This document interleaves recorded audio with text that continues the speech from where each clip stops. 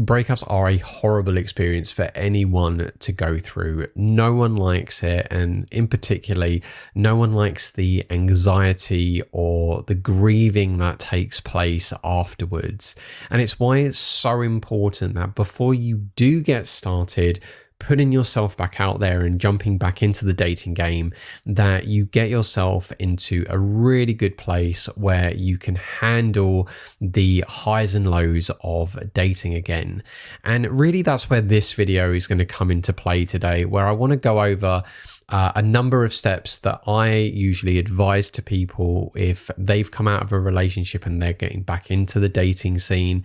And these are also experiences or things that I've done for myself over the years to just make sure that I am in a good place when it comes to, again, putting myself out there. So my name is Dan, and this is my channel, That Danxiety Guy, and I help people with their social anxiety and their confidence issues, and in particular, I help them around areas that encourage them to try and meet new people, whether it be for socializing or definitely for dating as well. Because, you know, let's face it, we've all seen someone that we've been attracted to, and there's always been those opportunities where we've sort of like gone like, oh, I don't want to be rejected, or I don't know what to say. And we have missed those opportunities because we've just chosen not to go for them. And we've then tended to maybe live like a life of regret or something. So my channel is to try and help you to face those particular fears and hopefully get you to a place where you aren't going to be letting these opportunities go. You are at the very least going to go for them. And just see what happens. You know, it's an amazing skill if you can go over to someone that you're attracted to or someone that you'd like to be friends with and start a conversation and just see what happens. So rather than thinking like, oh, I'm going to live a life of regret or whatever, why not learn to take the chance? And that is what this video is going to be, as well as my channel too. So if all of that sounds good, definitely please like the video or subscribe to the channel where you can see other stuff. But without further ado, let's go into these points. So first things first, you've got to give yourself time to actually go through the healing process and grieve this breakup that you've now gone through. Now, I'm currently with my best friend. I'm helping him go through his breakup, and he's gone through this sort of like different realm of emotions, you know, highs and lows, and he's had days where he has been upset, and then he's been days where he's been like, you know what, I'm glad that this is over with. And it is perfectly normal to be going through the grieving process. You know, when you end up experiencing a breakup, it's very, very similar to like losing someone through bereavement. You know, it's a horrible thing when you are now no longer having a routine or a rhythm of something that maybe you were once comfortable with. So what do I mean by that? Well, you know, when you're dating someone or when you're in a relationship with them, you are seeing them on a regular basis, you know, whether it be every day or even just a couple of days a week.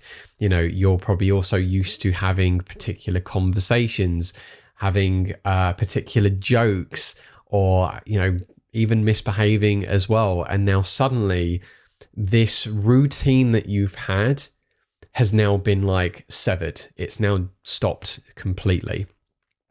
And that usually leaves people kind of lost. And that's not just for guys, that's for certainly women as well. But guys, though, they just tend to feel very sort of like lost and lonely even.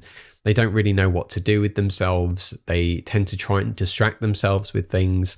I know for me, when I came out of relationships, it was very easy for me to throw myself into my work or distract myself by going on the PlayStation, you know, but it just distracts you from how you're feeling and dealing with those emotions. You're not actually allowing yourself to grieve.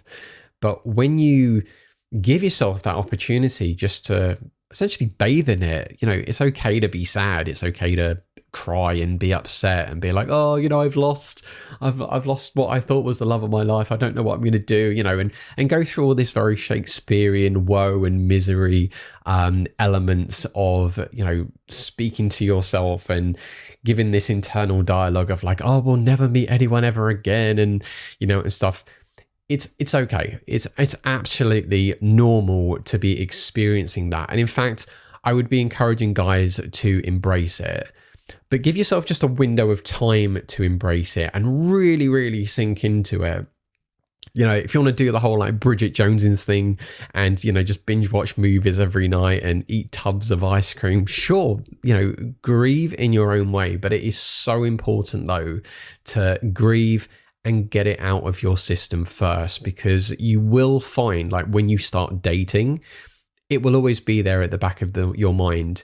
And I know, like, even for some guys as well, when they've tried to start dating too quickly, they've either then gotten too emotional after they've maybe slept with someone. Like, I know actually a couple of stories where guys have then started crying after they've misbehaved with someone, and they've literally started crying in the bed next to the girl that they've been with.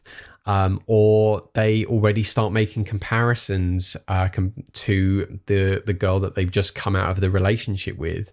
Like, they'll be dating someone who could be an amazing partner for them, but because they've just jumped into dating too soon, they are already making the comparisons. They're like, oh yeah, you know, I like this girl, but yeah, she didn't do this. She doesn't do it like my what my ex does and stuff. And because of that, they then talk themselves out of what could have potentially been a really good relationship with someone. So for starters, first of all, it is absolutely okay to grieve.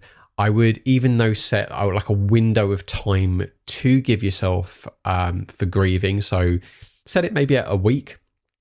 Maybe some guys are okay with less, some maybe need more, but I think a week is a really good, I've got the hiccups again. I think a week though is a really, really good window of time just to allow yourself to grieve, get it out of your system, and then be like, at the end of it, right, you know what? I'm ready to put myself out there again. So once you put yourself out there, you have to be aware of the emotional triggers that you might have that could set off your anxiety. So what do I mean by this? Well, I want you to imagine, you know, if you are either in a relationship or you've just come out of a relationship, or maybe you're about to you want to go into a relationship and so on. Think about maybe the locations that you would have taken, you know, your girlfriend on dates, or places that you would have just visited together. Maybe it would have been museums, restaurants, bars, galleries, holiday destinations, and so on. Being aware that if you go and visit those places again, your brain might trigger a reaction to you being in those places. So with like what I've learned from the eye movement therapy, we essentially have anchors with our memories. So and there's an emotion that's attached to that memory as well, a feeling. So if, let's say, you went to a museum again that you'd taken your date to many times and you had great experiences with them there, you might go there and maybe you go walking through a particular corridor, and then a memory is instantly triggered of the fun that you once had with your ex-partner, and then that really upsets you, and then you get really sad, you know, or maybe it triggers a different kind of memory where you've gone somewhere else and you had an argument with her, and that actually now makes you angry when you go to these places. So just being aware of locations, or again, just places that maybe you visited that could trigger an emotional reaction to you. You might need to either put off going to those places for a while, or if you are visiting those places, maybe because you just haven't got a choice, or maybe, you know, that is somewhere that you like to go and visit a lot and you don't want the breakup to put you off of ever going there again. And in fact, maybe a great example is like the cinema, maybe your local cinema where you've gone many times with your ex-girlfriend. You want to carry on still going to the cinema. You don't want to go and walk into a cinema screening and go like, oh, I had all these horrible like experiences with my ex here, or great ones. You know, you don't want to be experiencing that. So you might need to also go in with a particular frame of mind and say like, look, these were experiences, but they don't mean anything for me here now. It's okay if I do feel something, but you know what? I can't let that get the better of me. It's a great mindset just to, if anything, rationalize the situation. Like, you know what? Look, I did enjoy the times I had here with my ex, or I hated the times I had here with my ex, but I can't let that stop me from visiting these places again. But if you find that you're not quite ready to go to these places, then don't visit them as of yet. It just means that you've got to give yourself that little bit more time to grieve, where then your brain can actually either forget about those memories of the times that you had with your ex there, or you need to replace them with more positive ones, and by taking other people there and just pushing it to the back of your mind. But just being aware, though, of the emotional triggers that you might get, and just trying to rationalize how do you want to deal with those triggers is a really, really important thing to bear in mind there as well. So can you face your fears, or can you face those anxiety triggers? Or do you need to just avoid them for a while until you are less sensitive to experiencing them? And then you can go to those places again and be like, yeah, it's fine. It's fine. I won't let the breakup stop me from going to places that I enjoy or experiencing things that I want to enjoy. So yeah, just bear that in mind wherever you go, or even just things that you do as well. I mean, maybe you and your ex probably sat and played on the PlayStation together, so don't let like an emotional trigger of you going on the PlayStation mean like, oh, I'm going to get upset now every time because I'm going to keep thinking about her. Like, no, try and rationalize it. Don't let your emotion or feeling kick in there and let it get the better of you, because if it is, it just means you need to just take that step back, and you need to accept that you still need to grieve just a little bit more. Which leads on to the next thing, that if you are trying to put yourself out there, but maybe you are struggling, maybe your social anxiety is getting the better of you, you're somewhat scared to visit locations or start going to different events to meet new people, or maybe you are struggling with getting back onto the dating scene on like dating apps, or going out to actually cold approach and speak to new people. Don't be afraid, though, to turn to your friends to help you with putting yourself out there. There's nothing wrong with admitting that you are struggling to do these things on your own, especially if you're used to going out and doing things with your ex-partner. Turn to your friends. And if you're someone who maybe doesn't have the social circle who can support you with going out to networking events, socializing, maybe even to speed dating events. In fact, my best friend, a few times over the years before he got into a relationship, he would be saying to me, especially when he came out of a relationship, he would be saying like, Daniel, I want to go to a speed dating event, but I don't really want to do it on my own. And I would be like, absolutely, let's go do it together. I need to put myself out there more. Let's do it. And we've gone and we've just had fun. We've just enjoyed ourselves going out, and we've had a good laugh then meeting people in an environment. And we've not been that worried about the results when we're like, you know what? Just take it incrementally, like just step by step. There's no point trying to get into a relationship straight after the previous one. Have fun, meet people, socialize. That's all you need to really worry about with that. Which I'm kind of then like already jumping onto the next point.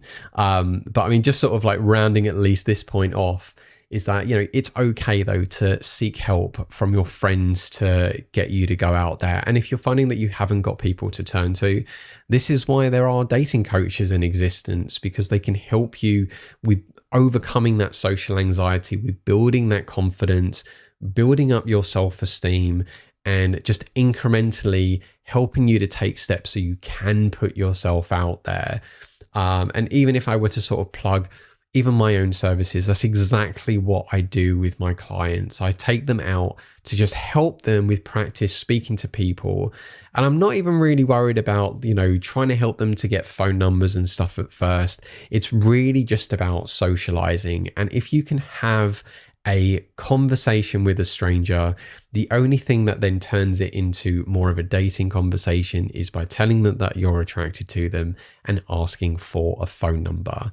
Everything else is just a normal conversation. So if you can do that first, the second bit is incredibly easy. So that's why I'm here. That's why there are other plenty of dating and social coaches out there. But yeah, if you want to do it certainly on the cheap, definitely try and turn to your friends. And if they're good friends, then they should end up helping you out. Now, leading on to the other point, which I kind of dabbled on, which is really setting expectations.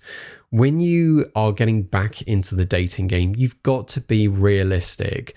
Don't think that the moment you go out on your first date, whether it's on a dating app, speed dating, networking, socializing, cold approaching, and so on, whatever it is, don't be too hard on yourself and think like you have to be getting phone numbers, you have to be, misbehaving and sleeping with people straight away. Like there's no point worrying about that. Depending on how long you've been in a relationship for, you might be out of touch with how the dating game has somewhat evolved or potentially even changed. I know for guys over the years who have been in relationships for years and years on end, when they come out, they're like, oh my God, like I don't know what to do. Like what's okay now? What's not okay now? And it can be a bit of a minefield really for guys. So you've got to set yourself particular expectations. And I would even go as far to say, dating goals. What would be a realistic number of dates that you'd like to go on per month? Maybe you are someone who wants to throw yourself in the deep end and you want to try and go on a date every night, which is expensive and wild at the same time. But, if you can afford that, go for it. I would say realistically, for a lot of guys, they tend to either go on maybe 1 or 2 dates a week or maybe a date every fortnight. Very, very realistic, and it doesn't interfere with you getting on with your normal everyday life and working on yourself and working on work and so on, but also trying to put yourself out there to actually socialize and meet new people and obviously date. So you've got to decide what is it that you are looking for going forward with dating again. Are you looking just to have a bit of fun because, dating or getting into a relationship is the last thing on your mind? Or are you looking to get back into a relationship and you basically want to either meet a lot of people fast so you can filter very quickly and find someone quicker? Or are you going at a much more leisurely pace with meeting people? Now, there's no right or wrong with these. And ultimately, it's really down to your decision of like how much can you afford really to be investing in this area of your life. So decide on that, and also be aware that you can change it. You can adapt it however much you want. Maybe 1 month you want to throw yourself in it like crazy, and another you're like, I've got too much work I need to do. Maybe 1 date a week, or if I'm lucky, maybe like 1 date every fortnight, whatever. Entirely down to you. But it's just good though to have in mind, first of all, what are you looking for if you are going to get back into dating, and how much commitment do you want to put into doing it? I find, like for me, I like going on 1 date a week. For me, that's manageable. It doesn't interfere with the rest of my lifestyle and my work. And it just means as well, when I'm actually chatting to people, either through dating apps or once I get back into the rhythm of cold approaching again, I can also just pace myself, get to know someone that bit more, and then decide, absolutely, I want to take them out on a date. If there's one thing that I've learned over the years is that I don't really want to be going on dates with people that I'm not going to have an enjoyable time with, that we're not on that same wavelength and whatnot. So it's just important to set yourself dating expectations and set yourself goals. Decide what you're looking for if you're going to put yourself back out there, and then you can essentially take that next step of starting to achieve those goals and achieve the expectations that you've set yourself. And last but not least, you've got to be optimistic if you're going to start dating again. You've got to have the right mindset with putting yourself out there. If you're finding that you're having doubts about dating, you're scared, that's okay. That is normal. It's just a level of anxiety because you're essentially jumping in to the fear of the unknown. Oh, I don't know how I'm going to be if I'm going to speak to people and stuff. oh, what if people don't like me? Oh, am I going to be good at having conversations? Like, do I know how to flirt with new people? Like, am I going to be like sexually compatible with that person? I've heard all of these things before, and all I can say is you have to be optimistic. You have to rationalize all of these things. You've got to be like, look, you know what? It's been a while since I've been putting myself out there and dating new people. I'm going to just go with it. I'm going to just try and relax. I don't know what's going to happen. There is no point me worrying about something that hasn't happened yet. I'm going to just go meet people, try and get to know them, see if I like them or not. And if I can tell that they like me back, then I can take it from there and decide, do I want to see this person again, or do I want something to happen between us? You've got to just rationalize it. And again, with your setting the expectations, it's going to be quite easy for you to actually be optimistic. And just any time that you have some like negative mindset come up, whatever that might be to you, and I've kind of already said really the ones that most guys say, like they're worried about, like, are they gonna, is the girl gonna like them? Are they gonna have stuff in common? Are they gonna have fun talking to each other? Is the date going to be good? You know, first dates with anyone are always really stressful, you know, and people tend to kind of mask a little bit. And this, you know, this goes for both people who are on the date. They're not going to show all of their cards straight away because they are a bit nervous that the other person might not like everything about them. So they just try and portray all of the best things that they possibly can. You know, it's why I actually would go as far to say that when you've dated someone probably for about 2-3 dates, then that's really the time to go, okay, this person isn't the person for me, rather than making some like rash decision, which I think a lot of people do on that first date or afterwards. They go like, yeah, that was cool, but I didn't like this or this about them. You know, people are too quick to overlook the flaws about someone when actually it's the flaws that can make someone very attractive. So you've just got to be optimistic. You kind of just try and be yourself. And most importantly, don't worry about what's going to happen towards the end of the day or how well it's going to go and stuff.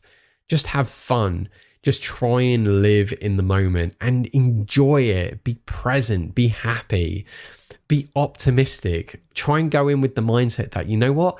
This other person that I'm going to date, she's going to like me. She's absolutely going to like me. We are going to have such a fun day. Yeah, she's going to want to see me again. Now, it might also sound a bit delusional, but you know what? It's delusional optimism. And again, there's nothing wrong with that. But even on top of that, if at the end of the day, you discover that maybe you just aren't compatible with each other, then that is absolutely okay too. And you've got to rationalize that as well and be like, you know what? She wasn't the one. That's absolutely okay. I'm glad that we're not going to be wasting each other's time. I did have a fun day. She was a really cool girl, but you know what? I'm going to move on to the next person and hopefully that person will be even more compatible for me. Or now I've recognized what I'm attracted to and what I'm not attracted to, what I'd like to filter out. Now I know maybe more of what my core values are, of what I'm looking for in a person. Unfortunately, dating really is a trial and error game. And, you know, and until you get to date a lot of people, that's when you really know what it is that you're looking for. And, you know, sometimes people know straight away when they meet someone if they are the right person for them, that they're compatible. But also I've known a lot of people who have just rushed into relationships and they've learned somewhat either early on or years down the line that maybe that person just wasn't for them, and that they may have made like a brash decision to get together because maybe they felt they lacked options or there wasn't really anyone else to go for. So it's just important to stay optimistic. Again, rationalize everything that happens. Have a really positive mindset with it. Go in to any date with some level of optimism that it's going to go well, that, you know, we're going to have fun, it's going to be enjoyable, and you'll learn a lot about yourself and also what it is that you're looking for. And there is nothing wrong with that. That's a great thing. And particularly for guys who are looking for that next relationship, you want to make sure that then that next relationship is going to be one that you want to then be in for a long while. Otherwise, you know, you might as well just stay single. Let's put it like that. So I hope that all these 5 points are going to be really beneficial for you. Again, these are things that I recommend to other people, and these are things that I certainly follow myself, that it is okay to grieve and deal with a breakup. You know, it's the exact same experience as, you know, losing a loved one or losing a friend who may have passed away. You know, you've also got to recognize those emotional triggers. You've got to recognize the strategies that maybe you need to be thinking about if you're going to be putting yourself out there again. You know, you've got to be optimistic. You've got to be managing your expectations. And above all else, you've got to be making sure that when you go out, you are going to be having fun and you're going to be optimistic as well, which I think I've just actually repeated there, but there you go. So I hope this video was useful for you. I'd love it if you could give it a like, and in fact, I'd even love to hear your thoughts on this as well. Have you followed these steps with overcoming your social anxiety or grieving after a breakup before you've put yourself out there?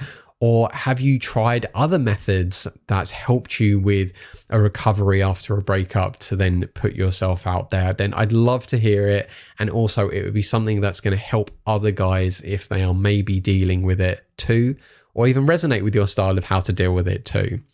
So thank you very much for watching. And of course, stay tuned for more videos from me by subscribing to my channel. And if you certainly need help with any of your social anxiety, if you're struggling on your own, then don't hesitate to reach out to me, and maybe I might be able to help you to move forward with your dating life too.